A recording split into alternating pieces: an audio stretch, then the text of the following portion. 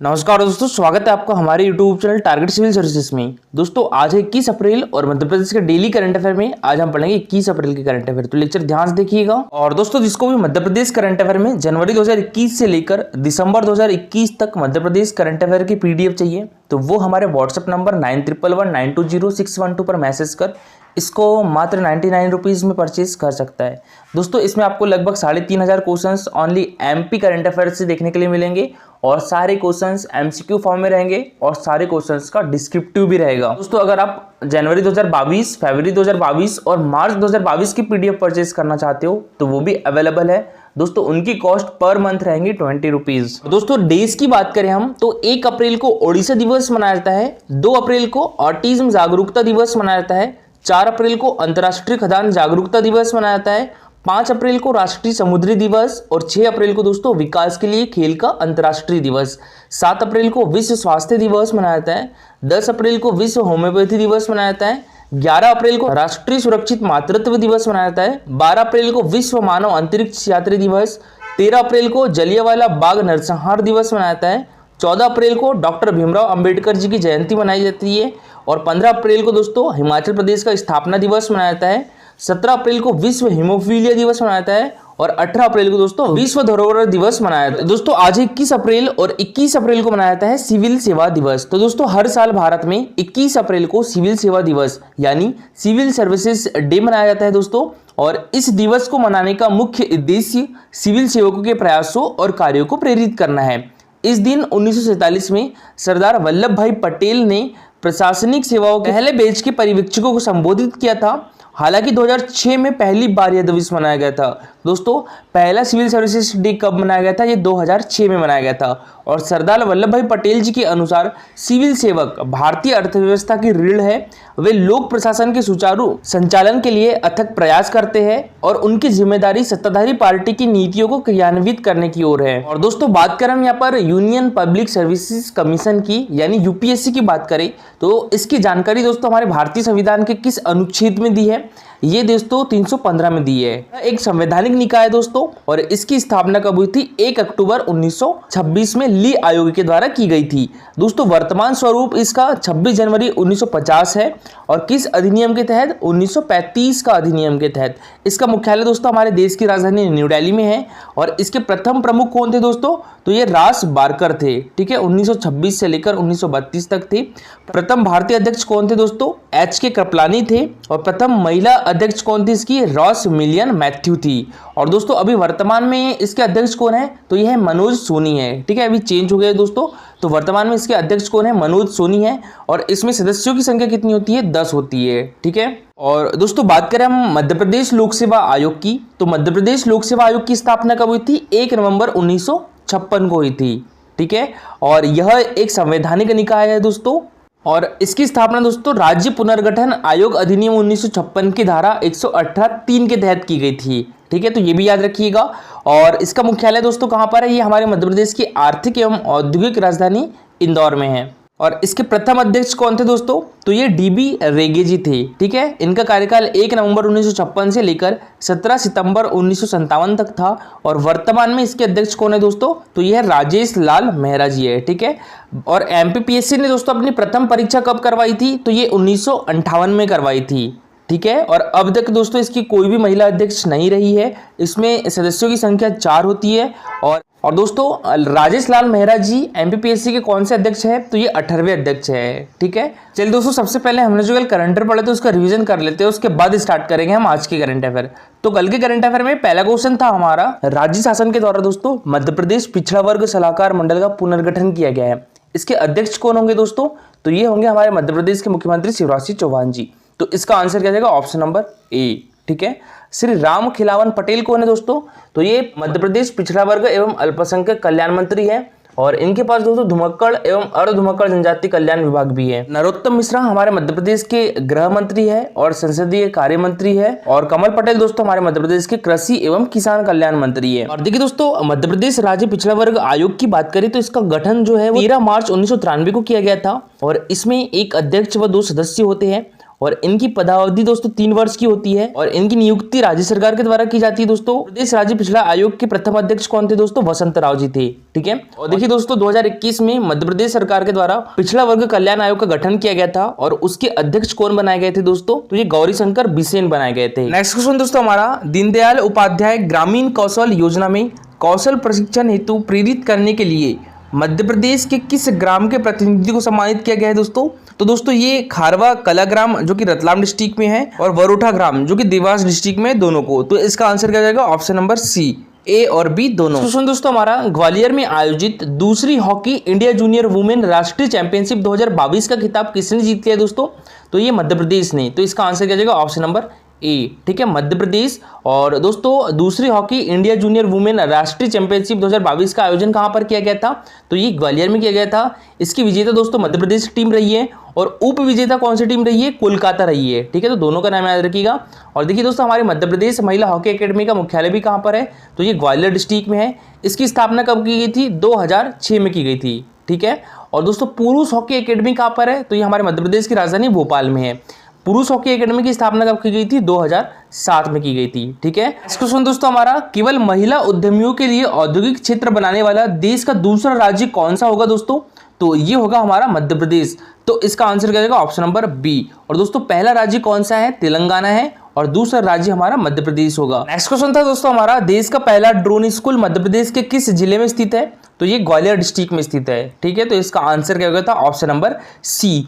और दोस्तों ये भी कौन से इंस्टीट्यूट में स्थित है? तो ये MITS इंस्टीट्यूट में स्थित है। और देखिए दोस्तों अभी हाल ही में हमारी मध्य प्रदेश गवर्नमेंट ने प्रदेश में ड्रोन टेक्नोलॉजी के उपयोग को बढ़ावा देने और ड्रोन सेवाएं प्रदान करने के लिए विज्ञान एवं प्रौद्योगिकी विभाग को नोडल विभाग और जो मध्य प्रदेश राज्य इलेक्ट्रॉनिक्स विकास निगम लिमिटेड है इसको नोडल एजेंसी घोषित किया है। ठीक है, तो ये भी याद रखिएगा। चलिए दोस्तों अभी स्टार्ट करते हैं आज के करंट अफेयर। तो आज के करंट अफेयर में पहला क्वेश्चन है हमारा, मध्य प्रदेश पावर जनरेटिंग कंपनी की श्री सिंगाजी ताप विद्युत परियोजना हमारे मध्य प्रदेश के किस जिले में स्थित है दोस्तों?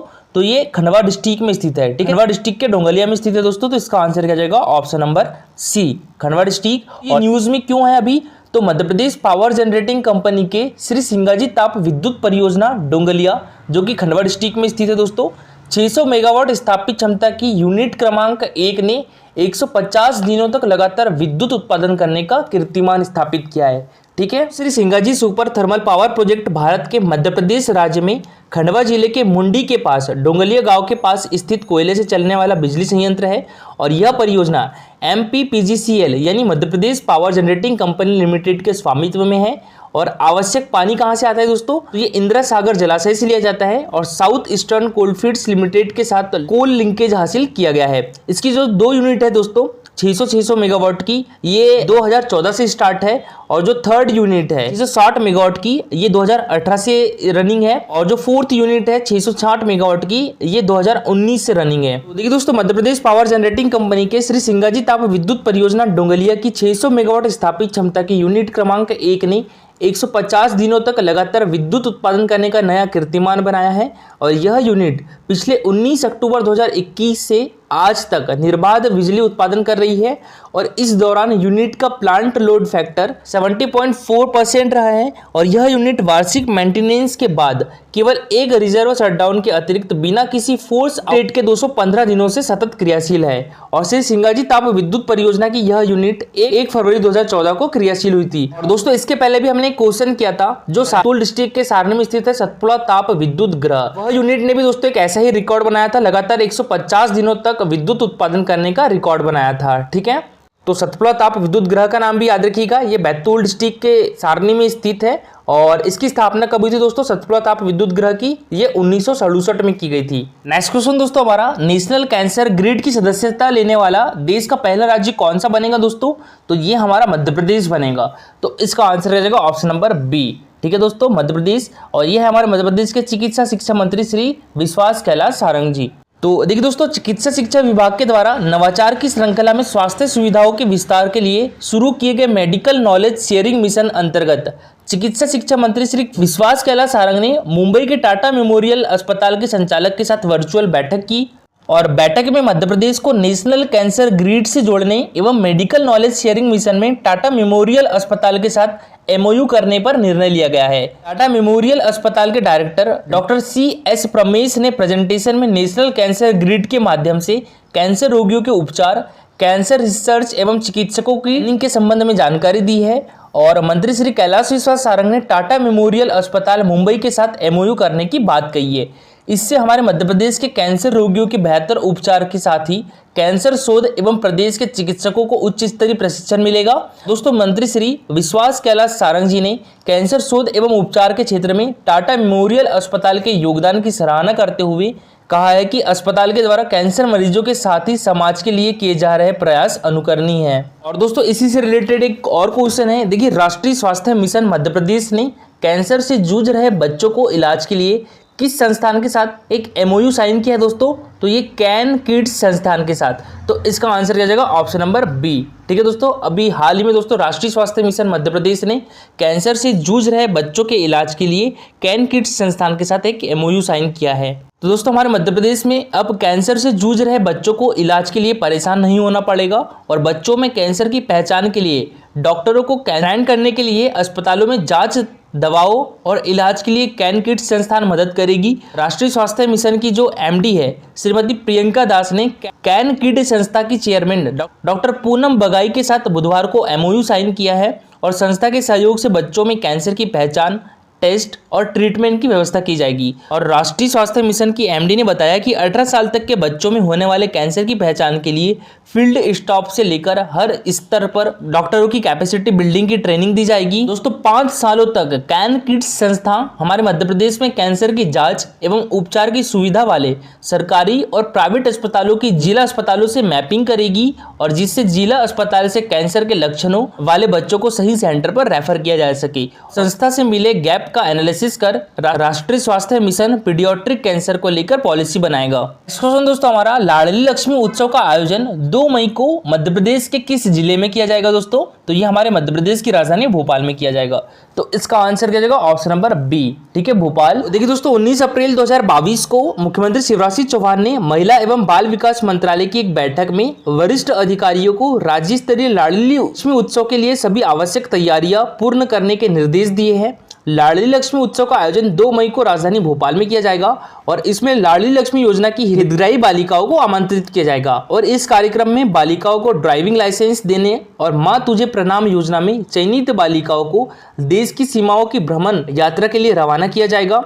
इसके अतिरिक्त हमारे मध्य प्रदेश भर में 3 से 11 मई तक की अवधि में पंचायत स्तर पर भी उत्सव आयोजित होगा और इसमें विभिन्न जिलों में स्थानीय स्तर पर विभिन्न गतिविधियों जैसे बालिकाओं के स्वास्थ्य परीक्षण, फॉलिक एसिड टैबलेट्स वितरण, रंगोली एवं अन्य स्पर्धाओं के साथ खेलकूद आदि से लाडली लक्ष्मियों को जोड़ा जाएगा। दोस्तों, हमारे मध्य प्रदेश में लाडली लक्ष्मी योजना की शुरुआत कब से हुई थी? तो ये 1 अप्रैल 2007 से बालिकाओं के सशक्तिकरण हेतु किया गया था और इस योजना के तहत निर्धारित लक्ष्यों जैसे लिंगानुपात में सुधार, बालिकाओं के जन्म के प्रति सकारात्मक दृष्टिकोण के विकास, बालिकाओं के शैक्षणिक स्तर के उन्नयन और स्वास्थ्य में सुधार आदि की प्राप्ति में यह अत्यधिक उपयोगी सिद्धि हुई है। दोस्तों, कल का हमारा क्वेश्चन था मध्य प्रदेश का बैतूल डिस्ट्रिक्ट क्यों प्रसिद्ध है दोस्तों? तो ये कोयला भंडारण के लिए प्रसिद्ध है। तो इसका आंसर क्या जाएगा? Option number B. ठीक है, कोयला भंडार। तो हमारे मध्य प्रदेश में कोयला के क्षेत्र में देश की सबसे मोटी तथा विश्व में दूसरे नंबर की सबसे मोटी कोयले की परत कहां पर पाई जाती है? तो वो सिंगरौली डिस्ट्रिक्ट में पाई जाती है। ठीक है, और सिंगरौली डिस्ट्रिक्ट दोस्तों हमारे मध्य प्रदेश की ऊर्जा राजधानी भी है। और दोस्तों, कोयला उत्पादन में हमारे मध्य प्रदेश का देश में कौन सा स्थान है? तो ये 4th प्लेस पे है। ठीक है, तो देखिए दोस्तों, मध्य प्रदेश का बैतूल डिस्ट्रिक्ट कोयला भंडारण के लिए प्रसिद्ध है और यह जिला मुख्यतः विंध्य प्रदेश कोयला क्षेत्र के अंतर्गत आता है। यहाँ मुख्य रूप से बिटुमिनस प्रकार का कोयला पाया जाता है। दोस्तों, यहाँ पर कौन सी जनजाति निवास करती है? कोरकू जनजाति निवास करती है। इसके अतिरिक्त यहाँ वायुसेना की सैनिक छावनी भी है। जैन धर्म से संबंधित 56 मंदिर पर्यटन स्थल के रूप में प्रसिद्ध है। और दोस्तों, आज के लिए आपका क्वेश्चन है, मध्य प्रदेश राज्य जनजाति संग्रहालय कहाँ है? छिंदवाड़ा, भोपाल, अलीराजपुर या धार? देखिए दोस्तों, अभी राज्य जनजाति संग्रहालय में नवागत नाट्य समारोह 2022 का आयोजन भी किया जा रहा है, इसलिए न्यूज में है। और ये क्वेश्चन दोस्तों MPPSC 2020 में पूछा भी गया था। इसका आंसर पूरा डिटेल में दीजिएगा। और दोस्तों, आज के लिए इतना ही। Thank you for watching this video.